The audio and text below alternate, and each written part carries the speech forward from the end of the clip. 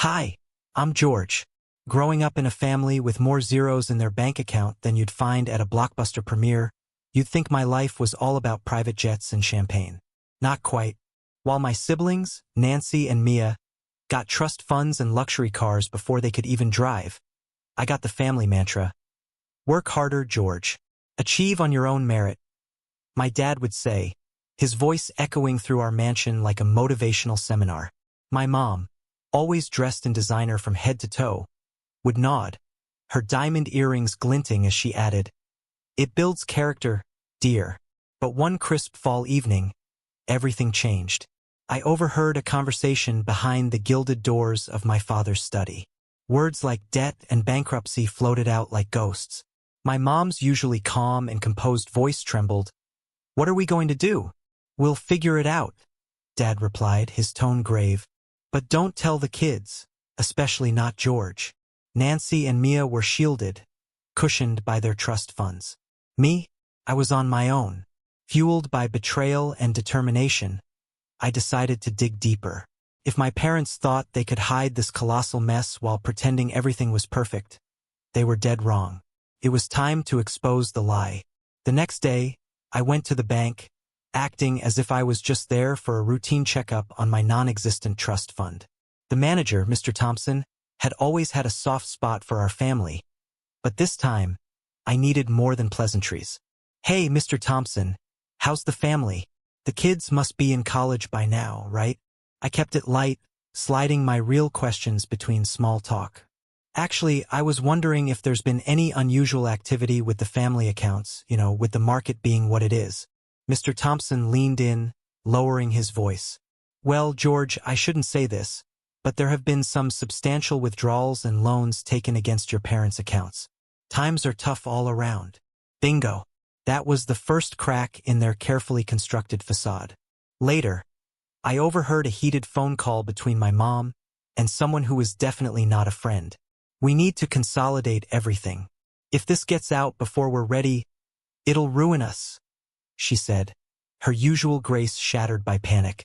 At dinner that night, the charade continued.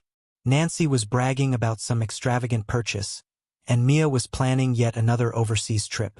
"Must be nice," I muttered under my breath. "What was that, George?" Nancy glanced up, fork halfway to her mouth. "Oh, nothing," I replied with a forced smile. "Just glad to see everyone's doing so well. Wish we could all share in that stability." My parents exchanged quick glances. "George, we're proud of how independent you are," Dad said, his voice firm but hollow. "Yeah, independence is great," I shot back. "But a little support wouldn't hurt." I kept my cards close for now, but the game had already begun, and I wasn't playing to lose. The family reunion was the perfect setting for my revelation. The room was filled with laughter, clinking glasses, and superficial cheer. During the toast, I seized my moment. "To family," I began, my voice steady. "To the ties that bind us and the truths that define us." Everyone cheered, raising their glasses, but I wasn't finished. "And to the hard truths, like the fact that while some of us have been given every advantage, the rest of us are standing on a sinking ship." Silence. My mom's face went pale. "George, what are you talking about?" she asked, her voice shaky. "I'm talking about the debt, Mom. The debt you and Dad have been hiding. The one threatening everything you've built while you cushion Nancy and Mia." Gasps filled the room as Nancy and Mia looked from me to our parents, their confusion morphing into panic. Dad stood, his voice booming. "George, you're out of line. This isn't the time or place." "But it's true, isn't it?" I pressed, pulling documents from my jacket. "Here, bank statements. You've been borrowing against your assets, racking up debt to maintain an illusion." Nancy snatched the papers from my hand, her eyes scanning the numbers. "This can't be right. Our trust funds? Are they compromised?" "Yes," I confirmed, locking eyes with her. "Mia's too. All to keep up appearances." Mia stood, anger flashing across her face. "You knew about this and just watched us spend? What kind of brother does that make you? The kind who wants to wake you up?" I shot back. "We're all in this mess together because of the decisions they made," I said, gesturing toward our parents. Not me. The confrontation spiraled as accusations flew. Mom and Dad scrambled to calm the storm, insisting on private discussions, but the damage was done.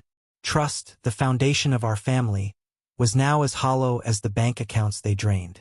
As the evening descended into chaos, with siblings and parents at odds, I stepped back. The truth was out, the fantasy shattered, and the real family reunion had just begun. In the days that followed, the cold silence from my family was deafening. I was now the pariah, the whistleblower who dared to pull the mask off the facade we'd lived under for so long. I left the house and started fresh, leaning on a few supportive friends. One day, I got a text from Nancy, the first contact since the fallout. "You've destroyed this family. Don't expect any of us to forgive you for this." I stared at the message, the weight of my choices sinking in. After a moment, I replied, not expecting a breakthrough. "I revealed the truth for all of us, Nancy. Someday I hope you'll see that." No response. With my family ties frayed, I focused on the one thing I still had control over, my own future. I poured my energy into building something genuine, something not built on deceit. That's when I launched my financial advisory blog. Managing money isn't just about having it. It's about making wise choices, I wrote in my first post. The response was overwhelming. People were hungry for honest advice, something I wished I'd had from my own family. As my blog gained traction, readers started reaching out. "Thanks, George," one message read. "Your advice on debt management helped me get back on my feet. How did you learn so much about this?" I replied, sharing bits of my story without revealing too much. "Life taught me the hard way. Glad I could help." Another message came from a woman named Amanda. "Read. Your posts about financial independence are inspiring. It's tough going alone, isn't it?" "It is, Amanda," I wrote back, "but it's worth it. Building something that's truly yours can never be taken away." Strangers I'd never met felt closer to me than my own family. As the months went on, my blog became more than just a website. It became a community. People from all walks of life shared their financial struggles and triumphs, a stark contrast to the hollow success my family had paraded around for years. One evening, I hosted a webinar called Truth in Finances. Hundreds of people logged in to hear me speak. "You have to face the hard truths," I told them. "Just like in life, you can't ignore the debt hiding under the rug. It's better to face it head-on, restructure, and move forward." The applause from the virtual crowd was real, genuine validation and respect, the kind of recognition money could never buy. Despite the strain with my family, my efforts and honesty had paid off. Living apart from their wealth and influence, here's a rewritten version of the text. I hadn't just survived, I had thrived. As I closed my laptop that night, the loneliness felt a little less sharp. The path I had chosen was mine alone, but it was paved with genuine connections and real achievements. What once felt like isolation had transformed into independence, a price I was willing to pay for a life built on integrity. Months later, the news broke like a tidal wave across financial headlines. Prominent business family faces bankruptcy, assets seized. My parents, once pillars of the community, had become symbols of mismanagement and hidden debts. The fallout wasn't just theirs to bear. Nancy and Mia's trust funds evaporated like morning mist. I read the articles over my morning coffee, the bitter taste mingling with a complex mix of vindication and sorrow. My phone buzzed incessantly with notifications from blog readers. One comment from Jenna caught my eye. "George, saw the news about your family. How are you holding up?" I typed my response. Thanks for the concern, Jenna. It's tough, but it reinforces everything I stand for: transparency, responsibility, and stability in finances. As my blog grew, so did my reputation as a voice of reason amidst the financial chaos. Invitations to speak at conferences and guest on financial podcasts became the new norm. My message was simple: integrity over affluence. During one live podcast, the host asked, "George, how do you maintain trust with your audience in light of your family's issues?" "I believe in being upfront," I replied. My family's downfall due to hidden debts only strengthens my resolve to promote financial honesty and resilience. The community's support was overwhelming, propelling my blog to new heights. It became a trusted resource for people navigating their own financial turmoil. One evening, after wrapping up another successful webinar, a message popped up from Mia, the last person I expected to hear from. "Hey George, can we talk?" Curious and cautious, I called her. "Mia, what's up?" There was a pause, then a heavy breath. "I owe you an apology, George. You were right about everything. I was too caught up in the benefits to see the costs. I'm sorry for how things went down at the reunion." Hearing Mia admit her mistakes brought a sense of closure I hadn't expected. "Thanks, Mia. It means a lot to hear you say that. It's been tough for all of us." "Yeah, it has. Maybe you can help me start fixing my finances? I've got a lot to learn, and you seem to have figured things out." "I'd be glad to help, Mia. Let's get you on a path to recovery. One step at a time," I said, a smile breaking through the old resentments. As we ended the call, a sense of peace settled over me.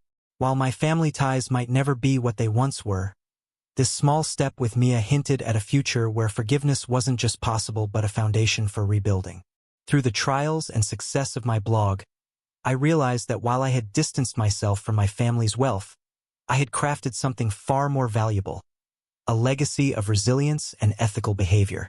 As I closed my laptop that night, preparing for another day of writing and advising, I knew that success wasn't just about what you accumulate but what you stand for. That's the end of George's journey with family, truth, and financial independence. But now, let's dive deeper. Do you think revealing family secrets for the greater good is justifiable? Or should family loyalty come first, no matter the cost?